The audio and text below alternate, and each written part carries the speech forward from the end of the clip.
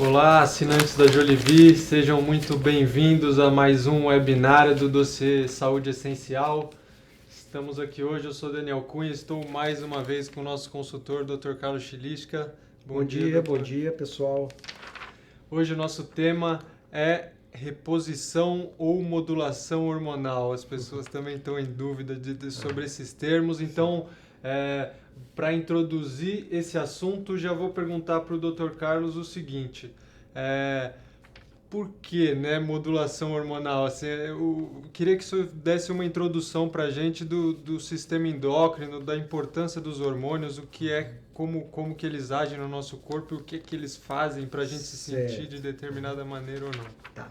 Bom, o sistema endócrino, ele é um sistema interligado, não é, de substâncias produzidas por glândulas, né, que tem o seu controle no cérebro, no hipotálamo, não é, que por sua vez está sob o controle do córtex cerebral, que é onde vem toda aquela questão do pensamento, de concatenação de ideias, tudo, né?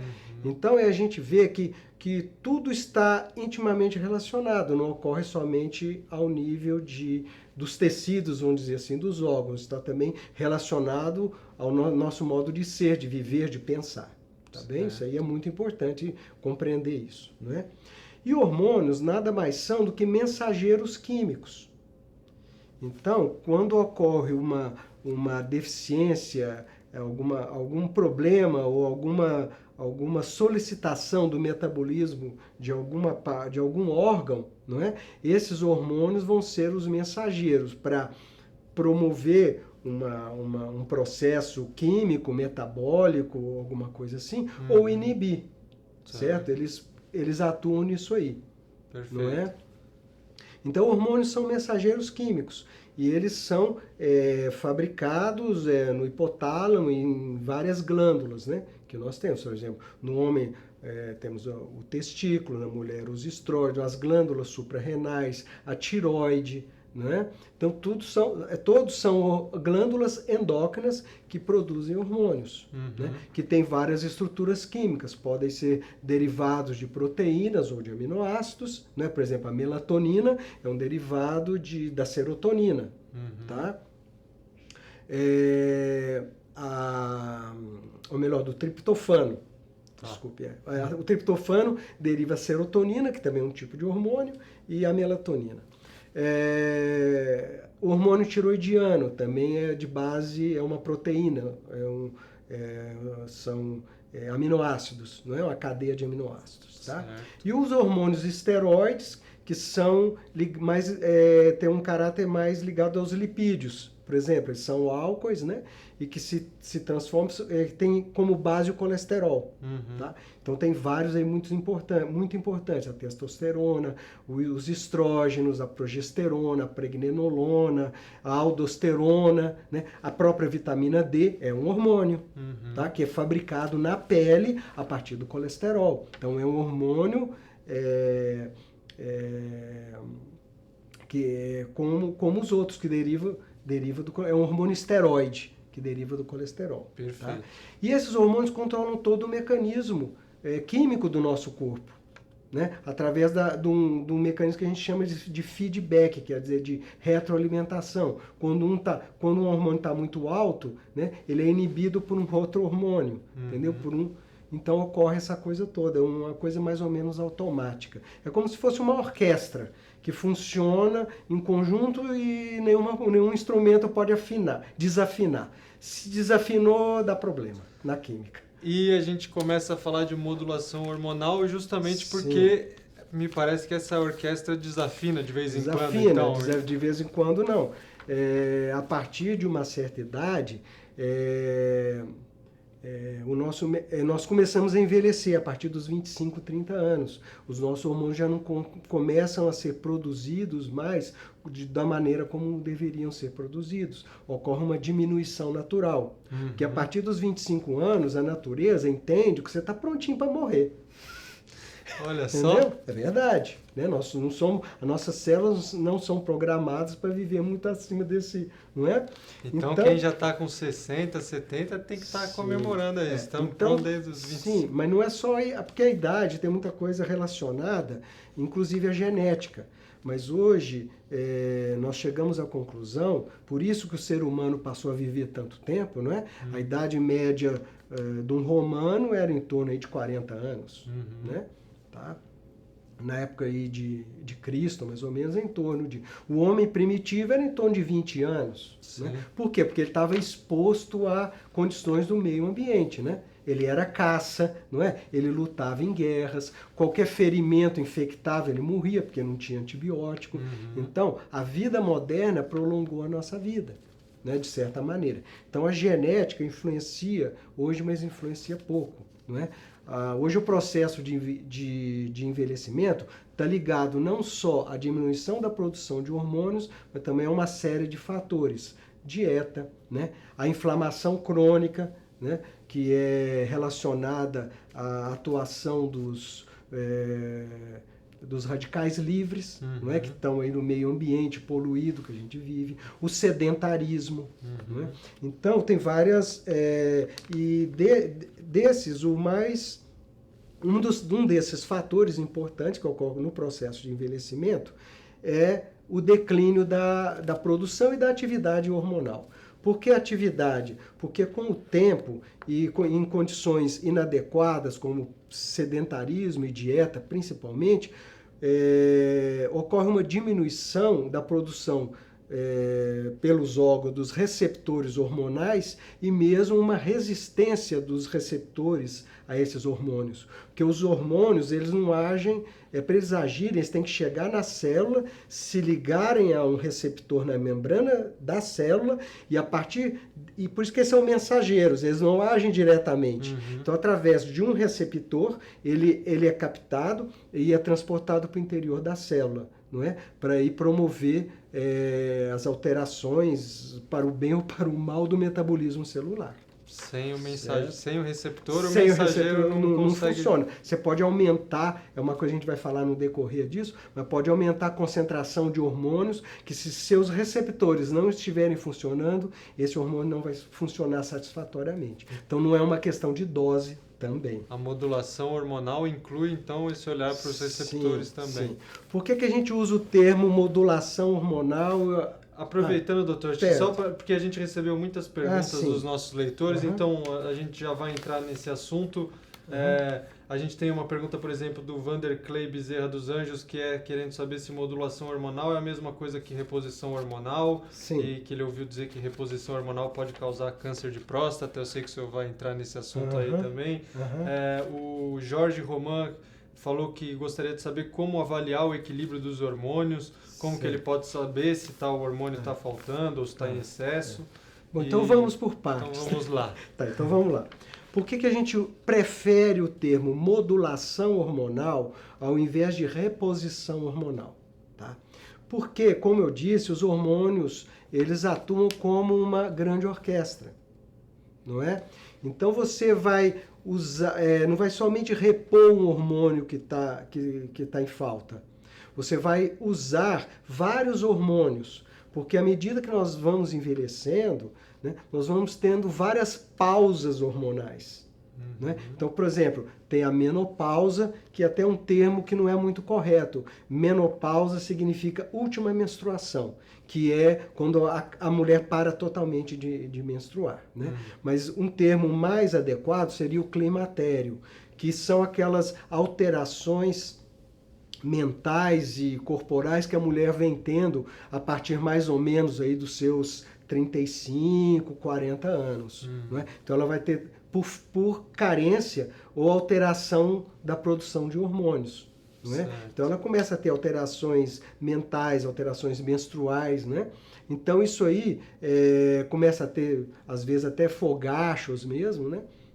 Então já são alterações da produção de determinados hormônios, geralmente do ciclo menstrual, que são o estradiol e a progesterona. Tá? No homem temos a andropausa, que é basicamente devido à diminuição da produção dos hormônios, dos androgênios, dos quais a testosterona é o mais importante. Existem vários androgênios, né? A adrenopausa, que é uma alteração na produção dos hormônios que controlam, responsável pela resposta do organismo a situações de estresse, como o cortisol e a dehidroepiandrosterona, que são produzidos na suprarrenal. Tá? Legal. Temos a D-pausa, que é a diminuição da produção da vitamina D, que é produzida na pele. Não é? A eletropausa, que é a diminuição da produção da pregnenolona, que é o principal hormônio relacionado ao metabolismo cerebral. Não é? A somatopausa, que é a diminuição ou até a cessação da produção do hormônio do crescimento. Mas por que o homem adulto ou a mulher adulta precisa de hormônio de crescimento? Porque o hormônio do crescimento está intimamente relacionado não é só ao crescimento da pessoa, mas a processos de recuperação, reparação celular. Tá? Então é muito importante o hormônio do crescimento também.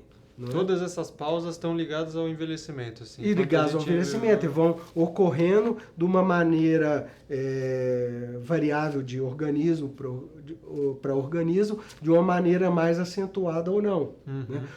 Os que são mais notados clinicamente, né, são a andropausa, o climatério, a menopausa e principalmente a tireopausa, que é a diminuição da produção dos hormônios da tireoide, que ocorre muito cedo na mulher. Pode dizer que praticamente 90% ou quase 100% das mulheres acima dos 40 anos, elas já estão na tireopausa antes de entrarem na menopausa. Já tem deficiência de produção de hormônio tiroidiano. E seriam beneficiadas com... Com certeza. Com uma reposição, uma modulação. Então a gente fala modulação, que você vê todas essas pausas como uma coisa que você tem que equilibrar hormônio por hormônio. E não somente repor o que está faltando. Porque os hormônios são interdependentes. Então você vê que a modulação hormonal é uma coisa complexa. Não é? Sim. Porque como os hormônios são interdependentes, se você exagerar na dose, ou se você der uma subdose de um hormônio, você pode alterar um outro. Então por isso que a gente prefere esse termo modulação hormonal, e não somente reposição hormonal. Uma outra coisa também que o termo, a gente prefere esse termo, porque o termo reposição hormonal ficou muito ligado à modulação de estrógenos na mulher na menopausa e de testosterona no homem na andropausa. Não é? Então, a gente prefere esse termo que nós não vamos nos ligar somente à testosterona e ao estrógeno e progesterona. É a orquestra inteira, não é só inteira, o violino. E nisso aí entra alimentação, uma série de fatores que influenciam na produção desses hormônios e na ação desses hormônios. Deixa eu te fazer uma pergunta que talvez seja uma pegadinha. Se é natural do envelhecimento a gente perder esses hormônios, por que a gente vai repor eles? O que isso... Se a gente... É natural que isso aconteça, como que... O que isso pode trazer de benefício isso aí para a gente? A questão é a seguinte, você vai envelhecendo, não é? O seu metabolismo está diminuindo, você entra num metabolismo não de construção mais, que é o que acontece até os 20 anos. Então você vai crescendo, vai aumentando massa muscular, aquela coisa toda. A partir daí vem a decadência. Não é? Aí você para de se reproduzir. Por que você tem que envelhecer, não é? E tem toda uma perspectiva de vida pela frente, 75, 80, 90, 100 anos, não é? E tem que viver mal. Porque você tem que ter uma vida produtiva, né? Existe vida após a vida, entendeu? Dá para viver melhor, é isso. Com o envelhecimento, com a reposição de hormônios, a gente vai ter um... Então, modulando os hormônios, cuidando da alimentação, exercícios físicos, tudo isso faz com que você tenha uma melhor saúde, não é? Não precisa de você... acabou a sua vida, vamos dizer assim, reprodutiva, igual a mulher, né, na menopausa. Acabou a vida reprodutiva, mas não precisa acabar a sua vida produtiva. não é? Muitas Tem pessoas, muita vida pela frente muitas ainda. pessoas aproveitam que se aposentaram, por exemplo, e vão exercer uma outra atividade, uma outra profissão, não é? Uhum. Então, hoje, por exemplo, os 40 anos de antes, que a pessoa já era considerada velha, hoje são 50 anos, não é? Ainda é novo, É. ainda com 50, né? Entendeu? Então, quer dizer, isso tudo é uma medicina fisiológica nova, a gente chama de medicina integrativa, né? Porque vai fazer você viver melhor, mais tempo e melhor, né? Não somente acrescentar anos à vida, mas acrescentar vida a esses anos a mais. Que adianta você viver aí mais 20, 30, 40 anos doente, não é? Perfeito. Então, viver melhor. Agora, doutor, vamos para a parte mais prática aqui. né? As pessoas querem saber assim. Primeiro tem algumas perguntas querendo saber quem são os profissionais que elas devem procurar para começar a lidar com isso, com a modulação hormonal. E também como que tipo de exame que as pessoas têm que fazer para saber como que estão os hormônios delas, o que está faltando, o que está em excesso. Hoje a gente existe ainda no Brasil ainda não é reconhecido como uma especialidade médica, né? Mas quando começou, né, aqui no Brasil, até eu quero deixar aqui a minha homenagem ao Dr. Ítalo Rachid, que foi o precursor disso tudo no Brasil, né? Então a partir daí se começou a falar sobre medicina, na época era anti-envelhecimento, que é o mesmo tipo nos Estados Unidos, que é onde começou isso tudo. Certo. Então lá é chamado de medicina anti-envelhecimento. Como virou uma questão de semântica, de você falar que é anti-envelhecimento, já que você não para o envelhecimento, você continua a envelhecer, não é? Só que de uma maneira melhor. Sim. Tá? Então esse termo foi abolido. Ainda não se achou um termo adequado, mas eu acho que medicina integrativa ou medicina fisiológica seja um bom termo, que você se baseia no equilíbrio do funcionamento, isso é, da fisiologia do organismo como um todo. Então você não vê um órgão especial, você não vê só o sistema reprodutor genital, não é? Você vê tudo. Você vê o aparelho circulatório, respiratório, renal, né? Então você vê tudo, o cérebro, não é? Então você vê isso como um todo, tá? Então tem vários médicos aí, colegas, que exercem esse tipo de medicina, não é? Tem medicina anti-envelhecimento, medicina integrativa, medicina preventiva e regenerativa. Então tem vários nomes, Certo. tá? Infelizmente, não é? Nem todos os colegas que atuam em geriatria ou em endocrinologia praticam esse tipo de medicina, né? Porque na verdade isso é uma medicina eminentemente fisiológica, preventiva. Então você vai prevenir, né? Em certos casos você consegue retardar, não é? O aparecimento das doenças relacionadas ao envelhecimento. Perfeito. Tá? Então é bom que a pessoa tente descobrir aí se o médico tem alguma especialização nessa área de anti-envelhecimento, de medicina. Sim, na verdade no Brasil não é uma especialização, é uma pós-graduação. Você faz uma pós-graduação, não é? E estuda toda a fisiologia humana e a fisiopatologia, quer dizer, o que a alteração dessa fisiologia causa de doença, né? Patologia é referente à doença. Perfeito. Né? Então, no sentido de prevenir, e muitas vezes você consegue remediar. Legal. Não é? E aí, doutor, o Edson Nunes quer saber que exames que ele tem que fazer para saber... Sim. Então, os exames, a gente... São vários exames, mas basicamente um perfil metabólico completo para ver como é que está sua glicose, seu colesterol, não é? Suas enzimas aí do fígado, não é? Para ver se seu fígado está funcionando bem, não é? Ureia, creatinina para ver o estado do seu rim, não é? Exame cardiológico, tá? Ver tudo isso. Um perfil hormonal completo, ou quase completo. Tem hormônios que não são dosados, que nem vale a pena. Por exemplo, a melatonina é um deles que a gente sabe que a maioria das pessoas tem deficiência depois de um certo tempo. Não é? A melatonina também não precisa. E como é um hormônio que basicamente não tem efeitos colaterais, então não precisa, todos devem usar a melatonina depois dos 25, 30 anos. Né? E a dose começa com uma dose baixa, 2, 3 miligramas, mas sempre a critério médico. Tá? E outra pregnenolona também, que é dosada, mas também todos devem repor também.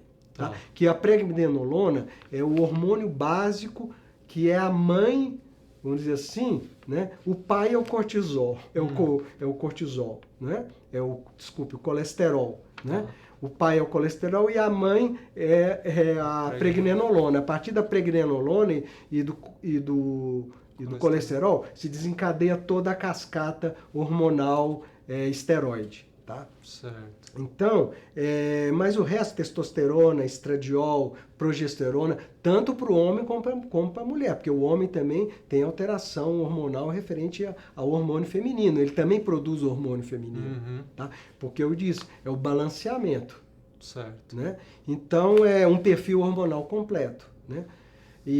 Só uma coisa assim, quando a pessoa quer saber, será que eu preciso fazer a modulação e tal? Provavelmente, se ela for no seu consultório e a gente considerar que a gente está perdendo os hormônios com o tempo, então qualquer pessoa vai ter o que fazer de modulação. Qualquer pessoa, geralmente, a partir dos 30 anos, talvez tenha que fazer algum grau de modulação hormonal. Geralmente, para homem e para mulher, é o que cada um tem Depende. Por exemplo, é uma pessoa nova, ela já hoje já está se fazendo modulação hormonal, embora de uma maneira assim, sem ver os outros, né? Mas de uma maneira natural, usando a vitamina D. É um tipo de modulação hormonal, que tem carência. Aí já seria quase que uma reposição mesmo, né? Tá. Mas o que acontece? A partir dos 25, 30 anos, por exemplo, em relação ao homem, ocorre uma diminuição dos níveis de testosterona em torno de 2% ao ano. Não é? Não que ele precise fazer uma modulação hormonal, que existem aqueles níveis que você aceita como, vamos dizer assim, dentro do normal. Se a pessoa também não tem sintoma, né, não tem por que fazer. Se ele tem o nível hormonal dentro do, não digo nem normal, dentro do ideal. Porque entre o normal e o ideal tem uma distância muito grande, não é? Então, se ele está com o nível hormonal dentro do parâmetro ideal e não tem sintoma, né? Então nós não vamos modular isso aí. Ou pelo menos aquele hormônio não. Tá? Então isso aí vai depender. Então perfil hormonal, perfil metabólico, ver se ele não tem tendência à inflamação crônica, né? Que é dosagem de proteína C reativa, homocisteína, interleucinas. Né? Então são várias substâncias. Isso aí tudo ajuda para você chegar no diagnóstico final e aí ver o que ele precisa modular. Certo? Tá certo. Geralmente, quais os níveis ideais? Aqueles que a pessoa deveria ter se ele tivesse entre 25 e 30 anos de idade. Então, por isso que eu falo em nível normal. Se eu tenho 60 anos, o meu nível normal é 1, mas não é o meu nível ideal. Se eu quero me beneficiar de uma modulação hormonal, então eu tenho que deixar meus níveis hormonais iguais ou aproximados de um homem em torno de 30 anos. Perfeito. Certo? Aí, doutor, a Maria Áurea pergunta sobre esses hormônios que a gente vai usar como reposição ou modulação. Ela pergunta, os hormônios bioidênticos existem? Qual que é a diferença entre eles e os sintéticos? Como ter acesso a eles? Que profissional buscar? Isso a gente já falou aqui. Mas então vamos falar de hormônios, os tipos de hormônios. Vamos tirar essa dúvida, né? Vamos lá. Porque a gente fala, hormônio bioidêntico é natural. Não é bem assim. Então, existem hormônios naturais e sintéticos. Tá? Naturais são aqueles hormônios provenientes da natureza, que sem sofrer alteração da sua estrutura química por processo industrial. Tá? Por exemplo, a isoflavona da soja é um hormônio vegetal, não é? É natural, tá bem? Mas não é bioidêntico. não é? É hormônio da soja, não é hormônio do ser humano, da mulher. E ele tem um efeito estrogênico, tá? Um outro exemplo, por exemplo, tem um hormônio que é vendido para reposição hormonal na mulher, cujo nome comercial é Premarin. Ele é derivado de um conjunto de estrógenos, de hormônios estrogênios, que é extraído da urina de égua prenha. Quer dizer, é natural? É natural. Mas é bioidêntico? Não, porque é da égua, não é da mulher. De outra espécie. É de outra espécie, tá? Então, natural é retirado da natureza. O sintético, tá? Ele pode ou não ser bioidêntico. Então, o que é bioidêntico? Esse termo bioidêntico foi criado justamente o quê? Para colocar que o hormônio bioidêntico é aquele que pode ser sintético ou pode ser natural. Mas ele tem a estrutura molecular, a estrutura química idêntica ao nosso hormônio que é produzido naturalmente no nosso organismo.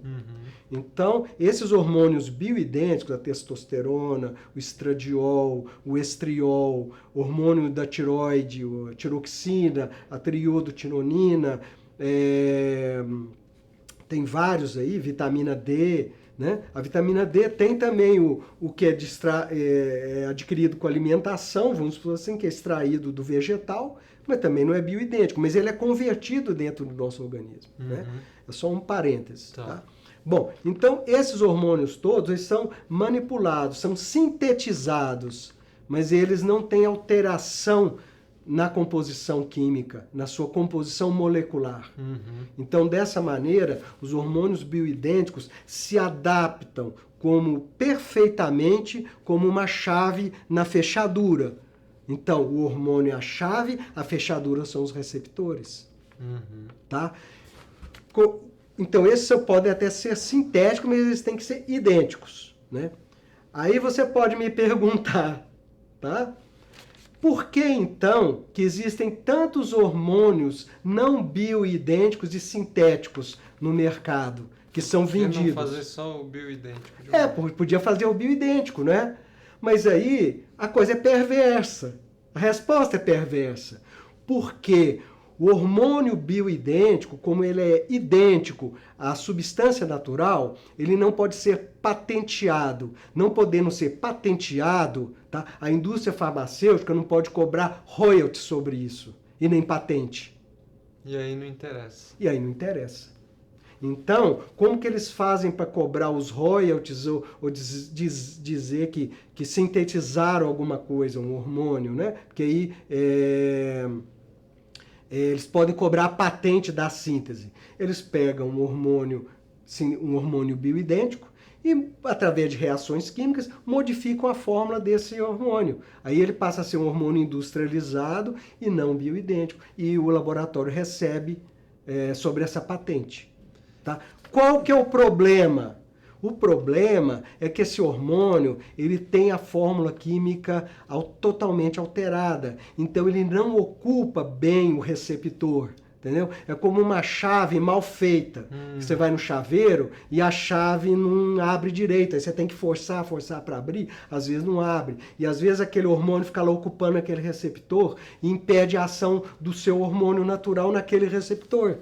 Olha só. Tá? Um problema que acontece com isso é o anticoncepcional, né?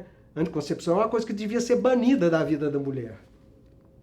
Porque ele ocupa. Uma mulher que usa anticoncepcional vê a dosagem do estrógeno natural dela e da progesterona.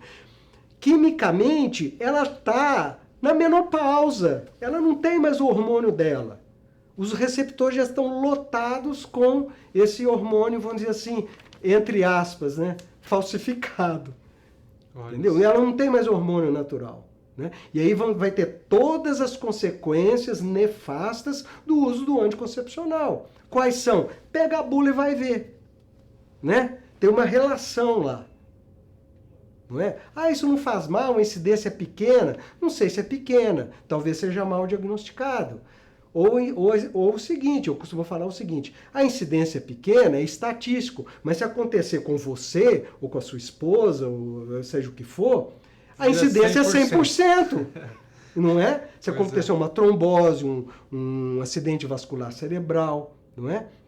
Eles bloqueiam também até, tem a atuação bloqueando a secreção de hormônios da tireoide, não é? Produz uma série de coisas. Eles simulam muitas vezes hormônios masculinos. Então, a coisa é complicada. Só essa notícia é assustadora para as mulheres que não se ligaram nisso ainda, no perigo do anticoncepcional, mas também há esperança, né? Parando o anticoncepcional, a sua produção de hormônios, sim, ela volta como que... Volta. Em alguns meses você já consegue limpar os seus receptores, eliminar aquilo tudo, né? Tá? Muitas vezes esses hormônios, eles também são absorvidos e o organismo simplesmente não sabe o que fazer com aquela coisa, ele não consegue eliminar, o fígado não consegue metabolizar, né? Então eles se ligam a proteínas do organismo, ficam circulando, começam a depositar, aí começa a dar processo inflamatório nos vasos, no endotélio dos vasos, né? Aumenta as placas, por formação de placa de aterosclerose, doença cardiovascular, sem falar que pode desencadear reações autoimunes. Então, pessoas que têm doenças autoimunes podem ser prejudicadas pelo uso de hormônios não bioidênticos. Quando a gente ouve falar, a gente já ouviu falar algumas vezes de câncer provocado por hormônio e tal. Quando, com esse tipo de hormônio sintético ou não bioidêntico, isso é possível também? É possível. Por conta desse processo de inflamação? Eu não me lembro muito bem agora, mas teve há alguns anos atrás, quando começou essa história de reposição hormonal na mulher, aquela coisa toda, eles fizeram uma pesquisa ampla, não é? Usando hormônios industrializados, não bioidênticos, não é? Para tratamento de sintomas da menopausa na mulher. Tá? Como era um estudo muito amplo, de muito tempo, então eles começaram a verificar o quê? Que começou a haver uma incidência aumentada de câncer nas mulheres, né? Câncer de ovário, né? E câncer de mama. Então, esse estudo foi interrompido. Eles não deram continuidade ao estudo. Olha só. Tá? Então, isso aí realmente aconteceu. Em relação a outra, até pergunta em relação à questão do câncer de próstata, você usando a testosterona, tá?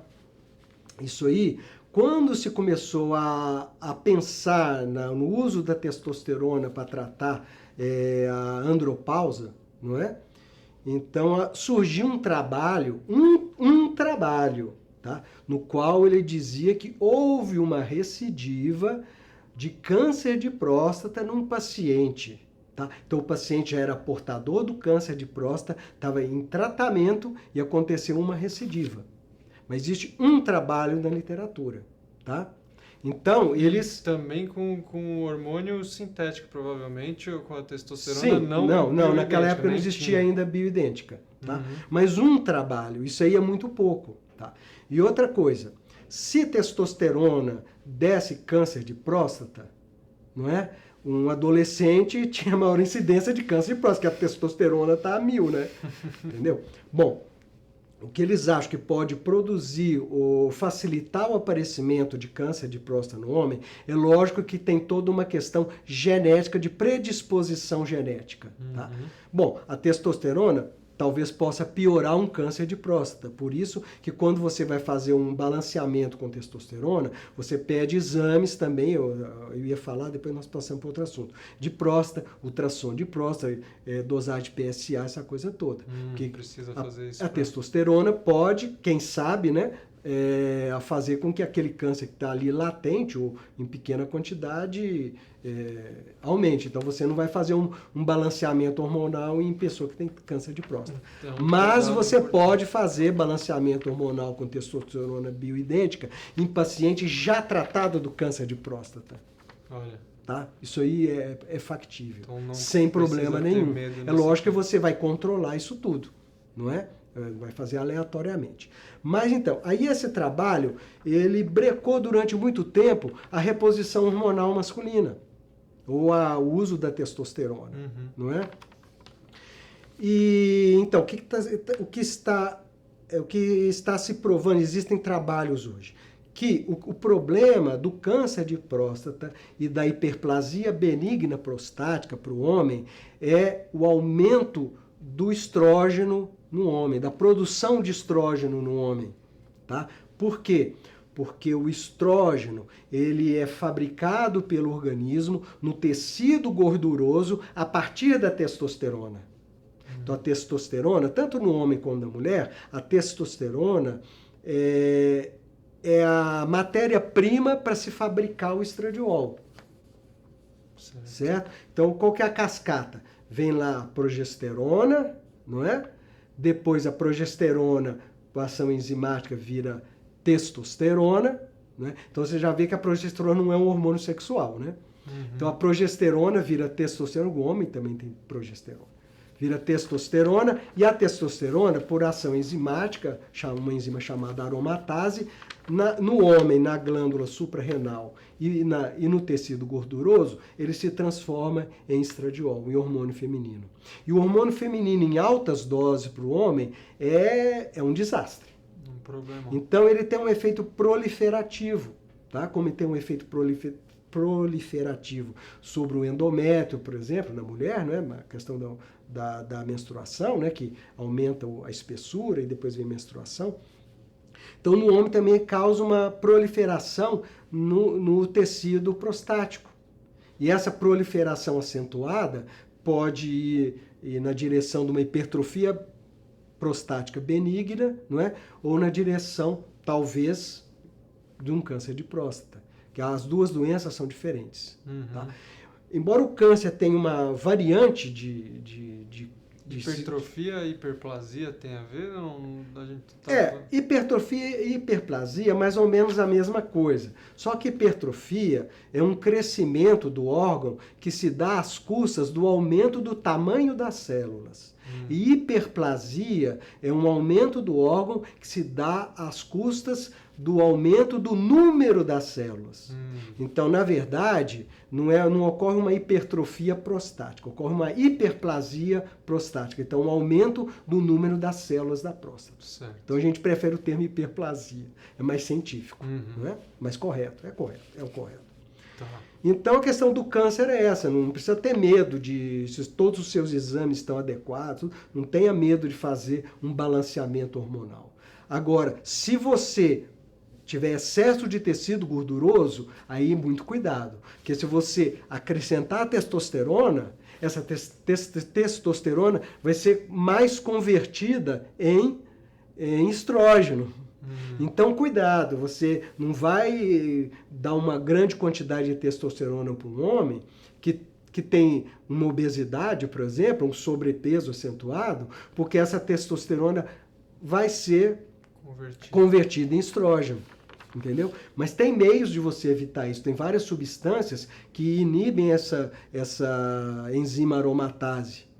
Tá? Mas o melhor é emagrecer e aumentar a massa muscular. Tá? Perfeito. Porque aumentando massa muscular, depois até, só interrompendo aqui, vem a coisa na cabeça. Aumentando massa muscular, você aumenta o número de receptores da testosterona. Então essa testosterona em excesso tem mais onde ela se ligar. Ótimo. Tá? E a própria testosterona faz com que aumenta, é um ciclo vicioso. A testosterona também faz com que aumente mais a massa muscular. Tá? Ótimo. Doutor, a gente recebeu também muitas perguntas sobre menopausa e queria aproveitar para não perdermos essa oportunidade. Temos a pergunta da Yara da Cunha, que fala, Dr. Carlos, eu tomo levotiroxina 125 há 10 anos e com 40 anos entrei na menopausa. Tenho atualmente 58 anos, não sinto mais o mal-estar da menopausa, mas tenho problemas no aparelho digestivo. Devo tomar levotiroxina a vida toda? Essa pergunta a gente consegue relacionar ela com a questão hormonal? Sim, a levotiroxina é o T4, né? É um hormônio da tireoide. Tá? Então, ela com certeza tem um quadro de hipotiroidismo. Tá? Então, provavelmente ela vai ter que tomar a vida toda a tiroxina. Não é? Eu aconselho, até não sei se ela usa, mas geralmente a gente, dependendo do grau do hipotiroidismo, a gente acrescenta a tiroxina a triodotironina, que é o hormônio na proporção mais ou menos de 1:4, que é o hormônio tiroidiano ativo. Né? Na verdade, a tiroxina ele é uma reserva de hormônio tiroidiano. Ele vai ter que ser convertido pelo organismo em T3. E às vezes, que é a triodotironina, que é a parte ativa do hormônio. A tiroxina é o T4, é uma reserva. Ele não tem ação, vamos dizer assim, ativa. Ela tem que ser convertido em triodotironina para agir. Tá? Bom, mas ela tem que usar o hormônio tiroidiano. De um ou outro, ela vai ter que usar o resto da vida. Agora, esse aqui não é bioidêntico à levotiroxina? Bom, eu acredito, eu não sei. Não sabe exatamente. Se tem a tiroxina, que é bioidêntico, né, que é sintetizado. A levotiroxina, ela talvez tenha alguma alteração, mas pode ser bioidêntica também, não é? Porque existem outros, vários nomes comerciais, que eles são a tiroxina, mas ligada, mas é alterada, não é? Certo. Industrialmente, não é? Bom, a questão de estar na menopausa, quer dizer, ela já está com 58 anos, né? Não tem mais o mal-estar da menopausa. Então, quer dizer, ela não tem aqueles fogachos, aquela coisa. Mas não sei se ela tem algum outro sintoma, né? Da menopausa, né? Quem tem esses sintomas pode se beneficiar bastante com a modulação hormonal? Com certeza, com certeza. Já está na menopausa, então começa a ter alteração, irritabilidade, tendência à depressão, diminuição da libido, essa coisa toda, que é a falta dos hormônios, né? No caso, os estrógenos na mulher, o estradiol, o estriol e a progesterona, não é? E alterações mamárias, aquela coisa toda, perda de massa muscular e alterações emocionais. Né? Fogacho é aquele calor. É aquele calor. O fogacho ocorre quando começa a haver um desequilíbrio entre a produção de estrógeno e progesterona, mas eles ainda estão sendo produzidos. Não é? Então, às vezes o organismo produz demais, dá uma carga de estrógeno, de estradiol, a mulher tem um fogacho. Né? Aquela coisa toda. Então, já são alterações hormonais que já estão ocorrendo. E com a modulação é tiro e queda? Sim, geralmente quando a mulher começa a ter esses fogachos, a gente verifica, geralmente o que acontece é que a progesterona está em baixa. Então você repõe, vamos dizer assim, progesterona para equilibrar essa relação estrógeno e progesterona. Aí os fogachos melhoram. Tá? Perfeito. Inclusive até a TPM melhora também. Se a pessoa tem TPM, a mulher tem TPM, né? O uso de progesterona na segunda fase do ciclo, né? Ele melhora os quadros de TPM. Certo. Tá? Então, para essas perguntas aqui de menopausa que a gente está recebendo, assim, é muito indicado. Tem até o José Rodrigues perguntou, essa modulação hormonal não é um alto risco à saúde da mulher? Na verdade, pelo contrário. Pelo contrário, né? Eu acabei de falar, a questão do alto risco para a saúde da mulher é fazer a reposição, que a maioria faz a reposição, com o uso de hormônios não bioidênticos. Tá? Não é? Então, o risco é esse, porque qual que é a vantagem dos hormônios bioidênticos? Como eles são idênticos aos naturais, né, os efeitos eles têm uma eficácia muito maior, né, com uma baixíssima incidência de efeitos indesejáveis. E são, portanto, muito mais seguros. Certo? Então, não tem nenhum risco, desde que você esteja aí com sua saúde bem, tudo não tem. O risco é baixíssimo, praticamente inexistente, mas você vai ter que fazer um acompanhamento médico. Ótimo. Não é? O Rafael Novelino também mandou pra gente. Bom dia, prezado Dr. Carlos. Tá só ela fala aqui, a Cida, sobre a correlação entre problemas de circulação e os hormônios. Sim. Né? Isso é uma pergunta muito importante, porque a gente sabe que o estrógeno o estrógeno, ele protege a mulher de problemas circulatórios. A gente já sabe isso há muito tempo, não é? Mas qual estrógeno? O bioidêntico, não é o natural. Então, por isso que você vê a bula de um progestágeno, de um estrógeno não bioidêntico, né? Tá lá, alerta em relação a alterações cardiovasculares, trombose, etc. Então, na verdade, o risco é esse. tá? Se você usar o bioidêntico, não. Porque o estrógeno bioidêntico, seja natural, produzido no nosso organismo ou não, ele vai proteger o organismo da mulher de problemas cardiovasculares. Assim como a testosterona para o homem. Então a testosterona protege o homem de alterações cardiovasculares e de diabetes também. Tá? O coração é o órgão no homem que mais tem receptor a testosterona. Então, a testosterona tem um efeito cardioprotetor.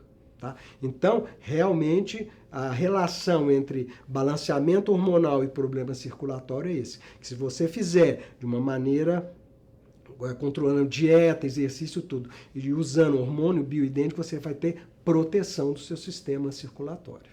Os hormônios bioidênticos, só acho que a gente não entrou nesse tema, porque as pessoas querem saber também onde que eles estão. Elas não vão encontrar eles em qualquer farmácia. Não, eles são manipulados, são né? manipulados. Eles são manipulados. Existem várias farmácias que manipulam sob receituário médico. E geralmente eles são tomados de que maneira? Existem várias maneiras de administração. Via oral, não é?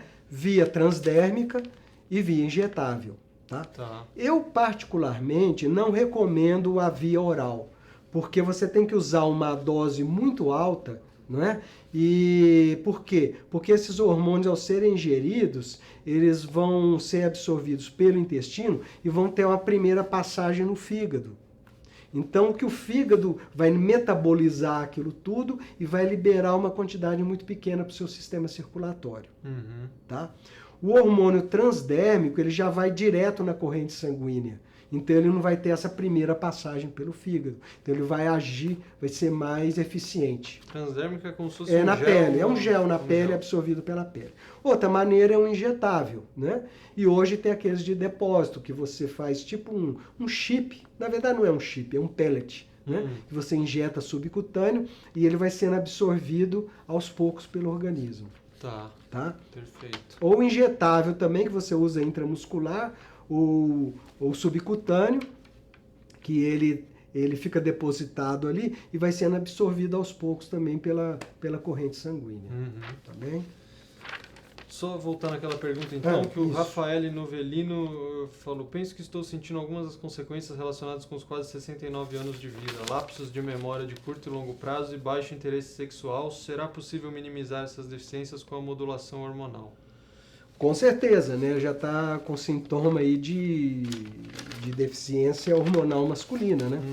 Testosterona mesmo. Testosterona e outros hormônios também, né? Tem que ver, porque veja bem, até tem uma pergunta aqui interessante sobre a questão da depressão, né? Com hormônios, eu não sei, eu estava lendo aqui agora mesmo. Mas então, os hormônios agem...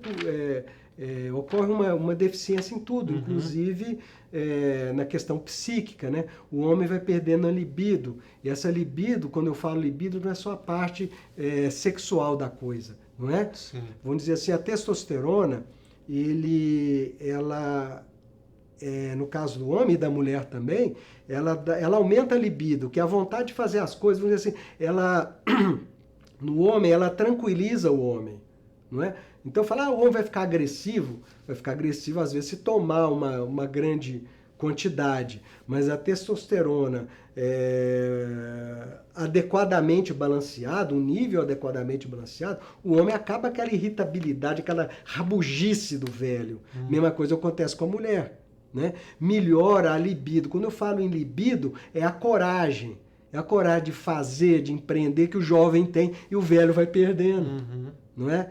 Então, isso aí é muito interessante, a parte mental. Sem contar que ele vai melhorar tudo, vai melhorar massa muscular, tudo. É claro que não vale a pena usar só a testosterona. Se você não fizer exercício, você não vai melhorar em nada a sua massa muscular. Sim. Né? Você tem que abrir esses receptores. Sim, você tem que abrir ou produzir mais receptores para ver um aumento da massa muscular. Porque se a testosterona ficar ali e não tiver receptor, ela vai ser metabolizada, vai ser excretada, ou pior, vai ser transformada em estrógeno pelo seu tecido gorduroso.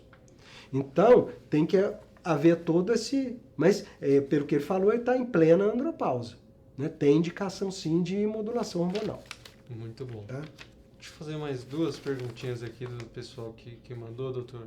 Primeiro, falar do Alexandre Menes, que mandou um e-mail e falou super bem do senhor aí. Considerando o assunto em foco nessa orientação do Dr. Carlos, de quem me tornei grande admirador, Obrigado, Alexandre. gostaria de saber quais são as alternativas naturais para equalizar os níveis de testosterona. Quer saber se tem alternativas sem ser tomar os hormônios, né? Bioidênticos. E aí o senhor diz também se há necessidade de escolher uma coisa ou outra. Sou um indivíduo de 46 anos, muito ativo, adepto da saúde baseada no que a natureza dispõe. Estou profundamente decepcionado com a resposta do meu médico, que me disse que por o déficit da minha testosterona eu devo injetar Nebido. Ponto final, que não tem nenhuma outra alternativa. E aí que ele quer entender... Bom, você tem 46 anos, né? Já deve, com certeza, ter uma deficiência da sua testosterona.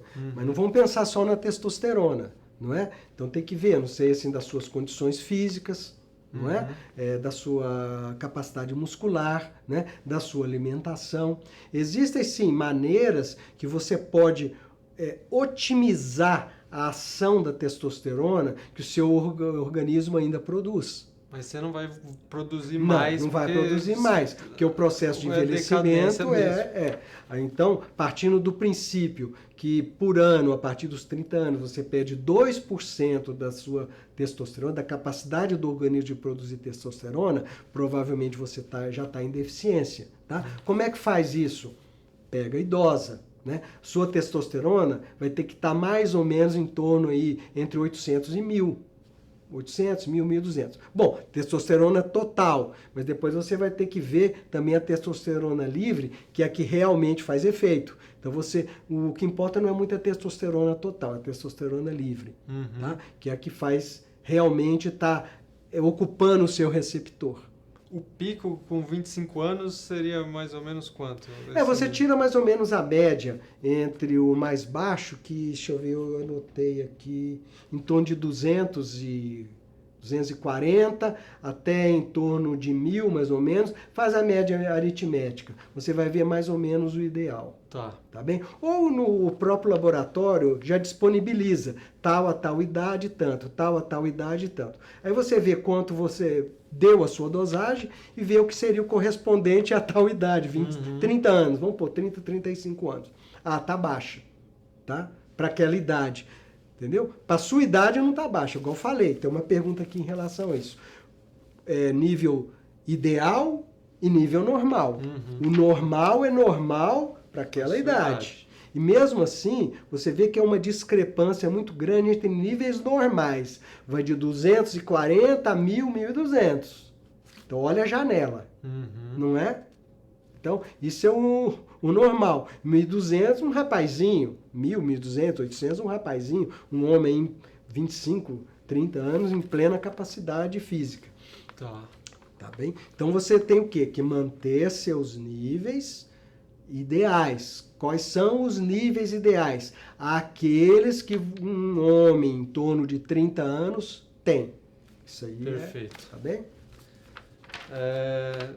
Não, eu não complementei. Achou? Não complementei a resposta dele. Em relação, por exemplo, você otimizar. Então, dieta, não é? Uma dieta saudável melhora os níveis de testosterona, principalmente uma dieta rica em vitamina D, ou se expor ao sol também, que é a melhor maneira de balancear a vitamina D, a exposição solar, tá? Com determinados cuidados. Sem protetor, mas por pouco tempo, né? Por pouco tempo, tá? E alimentos ricos em zinco também. O zinco é um elemento químico e um magnésio que atuam de uma maneira muito importante na síntese da testosterona pelo organismo. Não só a testosterona, outros hormônios também. Tá? Exercícios físicos, principalmente aqueles para ganhar massa muscular. Por quê? Porque eles vão limpar os seus receptores, tá? E vai ocorrer uma formação, o seu organismo é capaz de formar mais receptores, tá? Então isso aí também vai melhorar a utilização. E existe uma planta que é o Tribulus terrestris, que ela parece, assim, não tem muita coisa muito provada, né? Mas ela parece que melhora a utilização da testosterona pelo corpo e parece que tem um efeito estimulante da produção de testosterona. Olha. tá? Agora, isso aí tem que fazer e tem que ir dosando, né? Talvez se você não repor a testosterona, dependendo do seu nível, às vezes você nem precisa repor, não é? E às vezes a reposição, igual eu te falei, se tiver excesso de gordura, pode ser uma coisa complicada, um problema. Mas provavelmente você vai ter sim que repor, balancear a sua testosterona. Junto com essas coisas todas. Por quê? À medida que você vai balanceando, que seus receptores vão sendo ocupados, tá? Você vai diminuir cada vez mais a necessidade a quantidade a ser reposta ou balanceada. Então, se você começou com 10 miligramas de testosterona ao dia, com o passar do tempo, você já vai ver que sua testosterona já está muito alta, não tem necessidade daquilo. Você baixa para 5 por dia, tá? Usa dia sim, dia não, melhor. Já vai estar. Talvez você depois até comece a usar dia sim, dia não, tá? Mas legal. Aí, então, é assim, por isso que a gente chama de balanceamento. Não é uma coisa, a dose é essa. A dose vai depender da sua necessidade.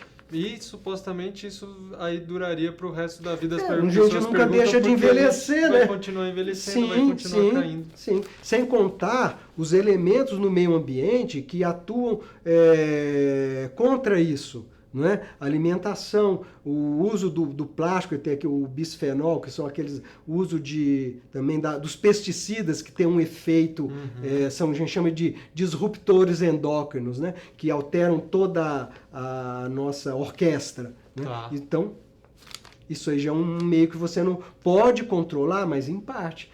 Praticamente você, hoje na vida moderna, você está isento do contato com isso tudo. Sim. Você pode diminuir, mas não está isento. Sim. Certo? Doutor, vamos encerrando por aqui. Nossa, passou rápido. Passou rápido hoje, acho que deu para vocês aproveitarem. Acho que uma informação que fica forte para todo mundo é que junto com a reposição de hormônios, a gente tem todo um trabalho a ser feito, que é o que a gente fala aqui na Jolivie sempre, que é uma boa alimentação, exercícios físicos, porque sem isso a coisa também não anda do jeito que deveria, né? Sim. E, bom, agradeço vocês que ficaram com a gente até agora. Doutor, muito obrigado mais uma vez. Obrigado a vocês aí, nos pessoal. Vemos de obrigado. Novo. Espero que tenham gostado. O tempo às vezes é curto, é um assunto muito apaixonante. Pois né? é. Mas é isso, se tiverem mais perguntas e quiserem saber mais, de repente a gente pode fazer outros webinários ou ter mais conteúdos no dossiê daqui para frente. Agradeço sua presença com a gente até agora e até a próxima. Valeu! Até mais, pessoal.